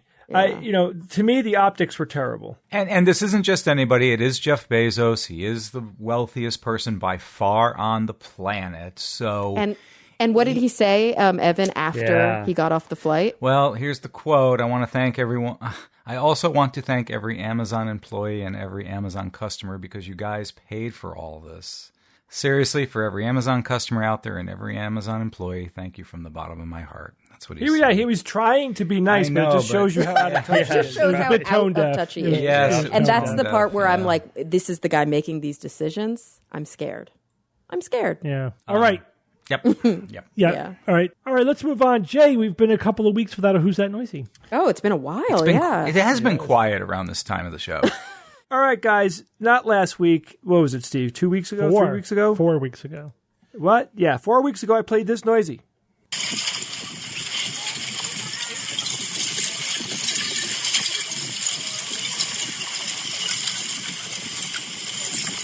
All right, guys. Any guesses? No. I really It's something that's happening close to people, because I hear like a child in the background. I know that's not the important part, but clearly it's happening within earshot of a family. It has a rain stick quality to it. Yeah, you're right. I totally agree with that. All right. Well, Richard Smith wrote in and said, to Who's That Noisy? This week's noisy is from an ice shove. When ice is pushed ashore by currents or wind, sometimes creating large dunes of ice shards that creep inland, heedless of man-made obstacles. So I have heard the noisies about this before. It has a similar kind of sound. I definitely can see why you said that. It's not correct, but definitely a good guess. Another listener named Shane Hillier wrote in and said, "Hey Jay, I have many guesses, but I'll commit to the front of a flash flood in the desert." I thought this one really was provocative. I don't know. I know that flash floods can happen in the desert. I've never heard the sound. I don't know if it has a water sound to me. Oh, so is that like when the water hits the dry sand, what he's saying, before it gets wet? Yeah, I think so. I think it's kind of like water shuffling on top of the sand. You're hearing it kind of scuttle along the top of the sand. But I'm not sure. I'd have to do some research to hear that sound. I just couldn't find anything quickly with the time I had. That is also incorrect. Michael Blaney wrote in and said, "Hi Jay, it really just sounds like a bunch of horses to me, so I'm going to flip the common wisdom on its head, and when I hear hooves, I'm going to guess zebras." And Sherlock it's Holmes. not correct, but definitely not the only person that guessed some type of horse-related noise like the hooves. And I could kind of see that as well. We had another guest here saying, this is Mark, and he said, "Hi Jay, long-time listener and second-time guesser. Is it a strand beast by any chance? Love the show. No. Thanks, folks." Strand beast. You guys know what that is? No. Is it from Harry Potter universe or something? No. So it's a construct. Somebody made this thing that is powered by the wind on the beach that walks via the power of the wind, right? So the wind pushes it, and then it makes the legs, like it has tons of legs. And it's kind of like rolling on these multitude of legs as the wind blows it, right? So it's propelled by the wind, and the legs turn around and kind of make the thing walk. Very cool. Just look up Strand Beast, Beest, and you'll be able to see this thing that somebody built. Very cool little invention somebody made. No winner, guys. Nobody guessed it. Ooh. Nobody guessed it. So this sound, not by coincidence, is lava. Oh. Whoa, is it? I'll play it again, but just imagine lava that's flowing, but the outer portion of it has been cooling, and as the lava is pushing on the inside, it's kind of rolling on top of and dropping pieces of recently cooled lava rock, right? Oh, so cool. the lava rock is like tumbling on top of itself. Can you visualize that? Yeah. Listen again.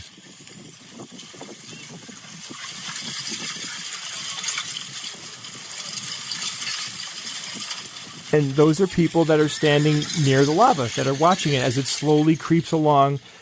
So if you just took, if you had a stick that you could poke into it, you'd poke right in and there'd be orange lava in there. Super hot. Can't get close. I'm sure it's emitting very dangerous gases, but very cool. Very, very, very cool. This was sent in by Leslie Longhurst. This was a volcano in Iceland. I think it's pretty recent. So you can go and look on YouTube and you can find it. I'm sure that I saw a bunch of videos about this. Very, very cool. Cool, interesting noise. Thank you for that. I have a new noisy this week. This may very well be the shortest noisy I ever play. So I'll play it a few times. And of course, I just want you to identify what this is. Let's play it again. That's it. Yep. This is one of those noisies that you either know it or you don't. But if you think you know what this noisy is, or you've heard something cool over the last few weeks, don't hold out on me. Email me at wtn@theskepticsguide.org. Guys, we are, as you hear this, it'll be less than 2 weeks before Nexus arrives. So it's August 6th and August 7th.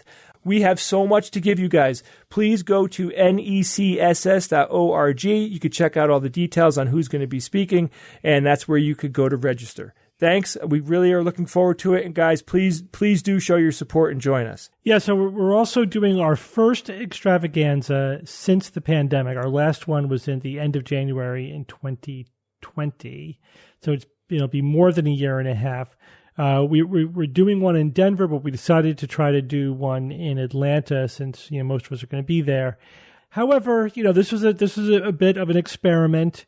It's we're still in the middle of the pandemic, even though a lot of people now are vaccinated, etc. And we're not sure exactly how willing people would be to open up and how many people are going to be even going to Atlanta. So we thought we would try to schedule our debut extravagant post-pandemic or post onset of the pandemic extravaganza. However, we're not booking very many tickets, which is not surprising, but we're not even getting to the minimal number that we need in order to cover the cost of the venues. So this is what we're going to do. Essentially, we have 1 week to sell enough tickets in order to run the extravaganza in Atlanta. And if we don't, the promoter is going to cancel it. That's the bottom line. It's kind of out of our hands at that point. So if you are going to be in Atlanta or if you want to go to the extravaganza, book your ticket as soon as you hear the show. Basically, you have to do it before July 30th. If we get to the threshold, then great. Then we'll do the extravaganza. If we don't book enough tickets, then the promoter's going to cancel it at that point. And then, of course, everybody will be refunded. There's no risk to doing this whatsoever. So don't worry about that. But yeah, we hope that maybe people were waiting to see, or thought they would just get their tickets at the door. Well, unfortunately, we're not going to be able to do that because we haven't met the minimum requirements. So hopefully, enough people will want to go that we'll be able to do the show. We're really looking forward to it.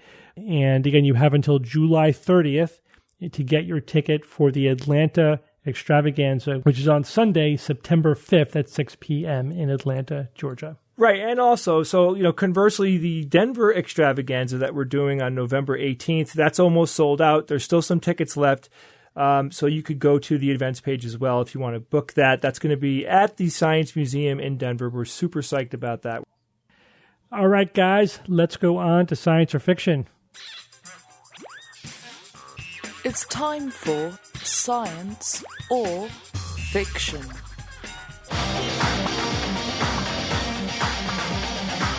Each week, I come up with 3 science news items or facts, 2 real and 1 fake.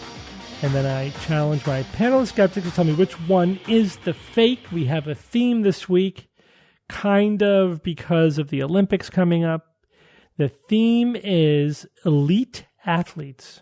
All right, here we go. Item number 1. A systematic review finds that elite athletes overall have a reduced life expectancy compared to the general population by about 4 years in men and 2 years in women. Item number 2. A recent study finds that elite runners spend more time in the air and less in contact with the ground than their equally trained but non-elite controls. And item number 3. Not only do elite athletes have a higher concentration of mitochondria than the general population, their individual mitochondria are more efficient, producing 25% more energy. Jay, you've been gone for a while, so you get to go first. Okay, so the first one about elite athletes having a reduced life expectancy compared to the general population by about 4 years in men and 2 years in women. Wow. So, I don't know. I mean, I could see football players as elite athletes. You know, they damage their bodies to such a degree that they might be shortening their life expectancy. You know, they have head injuries and everything. But, you know, in general, elite athletes. So I'll say this includes across many sports, right? This is just everything. Yeah. All elite athletes. You know, we're talking about people who are in incredible shape. You know, while they're in peak form, but who knows what they do with the rest of their life. All right, so let me just put that one as a maybe. Let's go down to the second one here. This one is the recent study finds that elite runners spend more time in the air and less in contact with the ground than their equally trained but non-elite controls. Interesting. I'm visualizing a runner running and just thinking like, you know, the amount of time your leg is up versus when your foot is in contact. That's a really cool thing to think about. I bet you that's science. And then the last one here, not only do elite athletes have a higher concentration of mitochondria than the general population, their individual mitochondria are more efficient, producing 25% more energy. What? I don't know about that. That's huge. 25%. I'm going to say that one's a fiction. Okay, Evan. Evan coming off a solo win, right? Oh, yeah, that's right. Oh, adding pressure to me, Steve. Trying to throw you off your game a little bit. All right, the first one, elite athletes overall have a reduced life expectancy compared to the general population by about 4 years in men and 2 years in women. Okay, must be stress on the organs and to some degree, although it's supposed to make the organs in a way stronger, certainly the heart, but that could lead to, you know, there are other things that come along with being an athlete. You know, if your head gets knocked around, for instance, you know, you're gonna have problems later in life. Your joints start to give out, and that could create other problems in which you can't exercise, say, your heart later in life, and then maybe that has an impact on lifespan. So the second one about the runners spending more time in the air and less contact with the ground than equally trained but non-elite controls seems on the surface to be bunk. However, and I can't speak to any expertise on this. They've looked at the science of running quite a bit and have, I'm sure, analyzed the proper methods and techniques to use when running. And I imagine that through the learning of the best techniques, this winds up being the result, is that technically they do spend more time in the air. So I have a feeling that one's right. I'll agree with Jay. I think the last one here about the higher concentration of mitochondria than the general population, producing 25% more energy. What? It gets down to that level, to the subcellular level, to that. You can train that to be the case? That just seems implausible. So I'll agree with Jay. That one just doesn't sound right at all. Okay, Kara? I disagree with you guys. All right. Ooh, going over. I mean, I know for a fact that Lance Armstrong has a higher population or a higher quantity of mitochondria. Like, I remember those being big studies that he, specifically Lance Armstrong. Granted, we now know he was juicing too. Huh. But I think you said something interesting, Evan, because you said, how could training do that? But do we know that elite athletes, by and large, would have been normal every day and they trained themselves to the elite level? Or is there something fundamental about their biology that made them go into athletics? and continue that journey and that path. And I think it's probably a little bit of both. There probably is something where they could train into maybe more efficient mitochondria, but maybe they just naturally had more. I don't know. This one seems realistic to me. I think as we start to do more and more comparisons, we'll start to see more and more biological differences between elite athletes and like everyday Joe Schmoes who no matter how hard I work out, I ain't never going to be jumping over hurdles the way they do. For me, it was between that one and, or it is between that one and the reduced life expectancy. Yeah, I think the elite runners one is fine. The reduced life expectancy one, I feel like it could go either way. Maybe they beat themselves up, but honestly, they're probably by and large, if you looked at every single sport, they're just more healthy. I think they just eat better. They exercise more. You know, when we look at most of the recommendations of how to live a longer, healthier life, it's that you get a high level of intensive exercise regularly. And these people do that. It's their job to do that. So to me, it just seems like, of course, they're going to have a higher life expectancy. And all the different types of Olympic sports out there are going to outweigh the handful of like the football and the things where the head injuries would maybe bring the life expectancy down. So I'm going to say that one is the fiction. I think they have an increased life expectancy. All right. And Bob? I guess I could buy the mitochondria. Potentially. 25 seems like a lot, but and it even seems like a lot for even just natural variation. But the other ones are, problematic as well.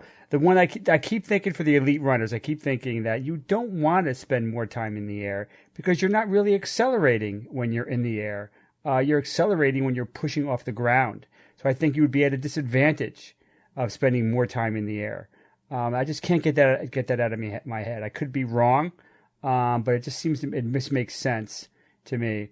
The reduced life expectancy, yeah, that doesn't make any sense at all. And I know that the better shape you're in does not mean that you're going to live, a lot longer. It's your quality of life is going to be vastly improved generally, like for the last decade of your life.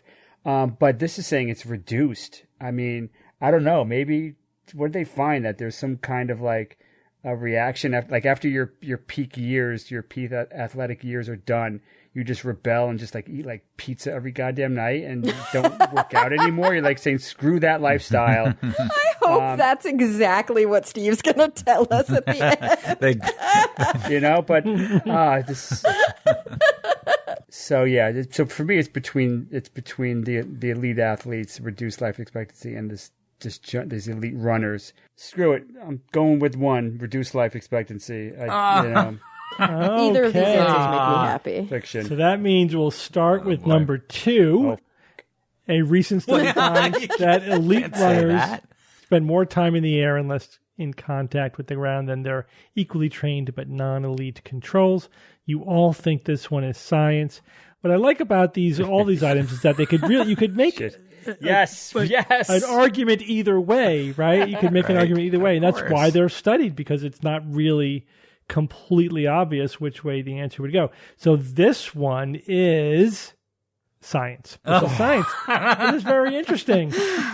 They do, though, huh? More time in the air? So one of the big advantages in being an elite runner. So again, when we say elite athletes, you got to remember these are like world champions. They're they're in the top tier of athletes out of like almost 8 billion people.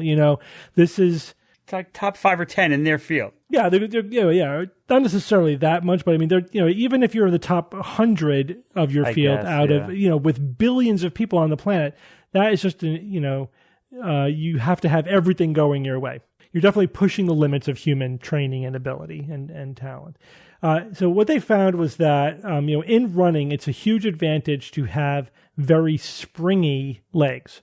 Because what you're doing is you're recapturing, you're recapturing the gravitational, energy when you hit the ground. You absorb the energy and then you release that energy again when you spring up. Kangarooing it. Yeah, so like when the really fast runners, their legs are like pogo sticks. Imagine like running on 2 pogo sticks. And if you looked at the para athletes who have the blades, that's what's happening there. It's the spring, right? Yeah. So it's all about the efficiency of recapturing that energy. So they said the elite runners, and it's not just a matter of training. They just were they're just physiologically, they had much more springy tendons, and they were much more efficiently recaptured, and then that energy, and so they were spending less time on the ground because it was a very fast springing kind of step that they had, right? Okay, that's cool. So their running was essentially more efficient, and that the end result of that was they were spending less time in contact with the ground because they were springing very quickly. Gotcha. Okay, let's go back to number 1. A systematic review finds that elite athletes overall have a reduced life expectancy compared to the general population by about 4 years in men and 2 years in women. Bob and Kara, you think this one is a fiction. Jay and Evan, you think this one is the science. This one's interesting because when I was reading the study, I didn't know what the answer was, right? I'm just reading the methods and everything. I'm like, all right, let's get to the results. And I could, again, you could make an argument either way because, elite athletes don't train to optimal health. They train to maximize performance. Output. Oh, they could be outcome. wearing themselves they want the out outcome, for sure. Right? Yeah. Regardless of especially what they have to do. like that makes a lot of sense. you talked about runners, right? Have you seen runners? There are a lot of them are painfully thin. Like they're I've heard not of runners having heart endurance attacks at runners, 52 years endurance old. runners, but not yeah, sprinters. endurance runners. But we have to look at all the athletes. I know, right? So so you have the sports that are very damaging. You have sports that require very low body fat, and if you look at just overall statistics, people who are slightly overweight actually live longer than people who have no body fat. Thank God. But at the same time, they have so much endurance training that should be good for them, right? So it was really a question as to which way it would shake out. Oh boy! So this is how it shook out. This one is the fiction, guys. Yes. Because the meta-analysis of lots of studies looking at hundreds of thousands of athletes collectively in this data. Wow, that many. They had again, they didn't give one number to it because they went sport by sport, but all but 2 of these studies showed an increased life expectancy. Makes sense. So yeah, it's not a huge factor, but in general they had an extended life expectancy over the general population. So the conditioning wins out over any punishment they might be doing to their body. Yeah, that makes sense. But again, if I said it the other way, you could make it make sense the other way too. But this is what it's now. But it wasn't very. I still would have been surprised. Yeah, it was a huge meta-analysis, so it's a lot of data. All right, all this means that not only do elite athletes have a higher concentration of mitochondria than the general population, their individual mitochondria are more efficient, producing 25% more energy. Is science? Wow, that's awesome. This is amazing. I was surprised by this. Yeah.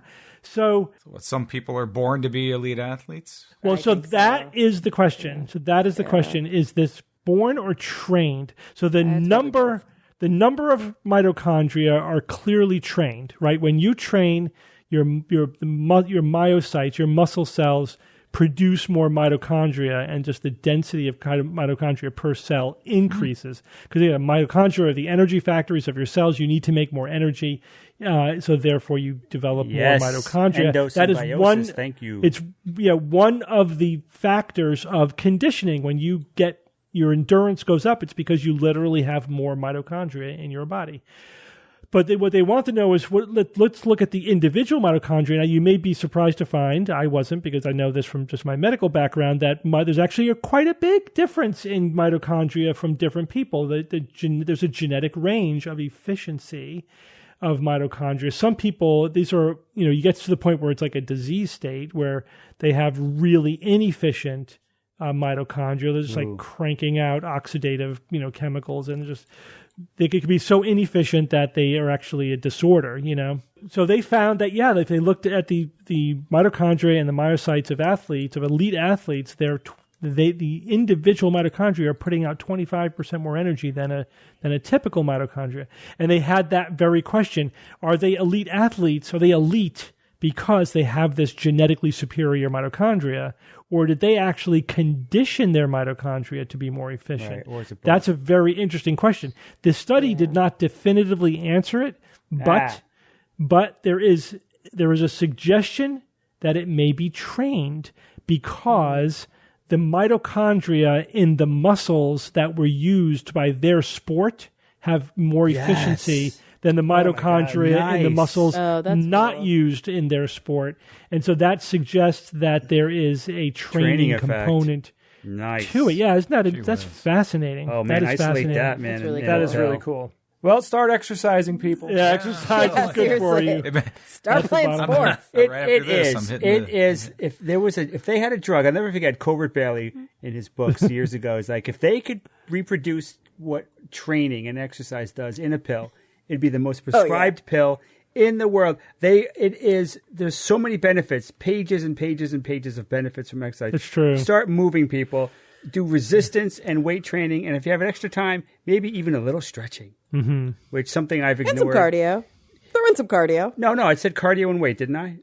No, you said Cardio, resistance and weight training. resistance, stretching. Got to be careful. The evidence on stretching is mixed.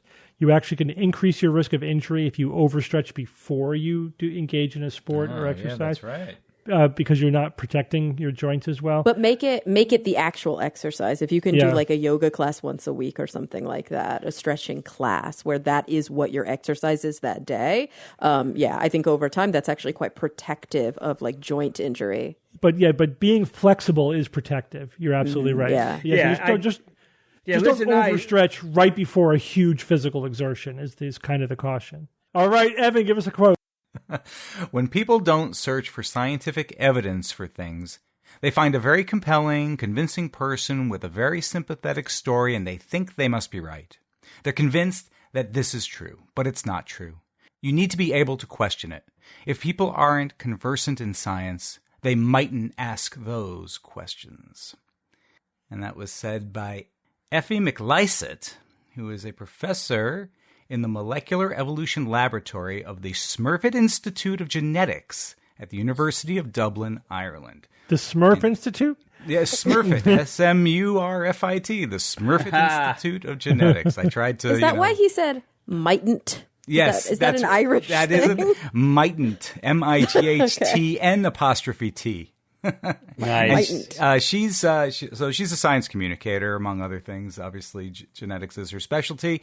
I've seen YouTube videos of her, talking to kids, teaching them about genetics and science, and she's engaging. I mean, fascinating. The amount of information that she's able to convey at a very, very consumable level. Really, really great. She does a great job.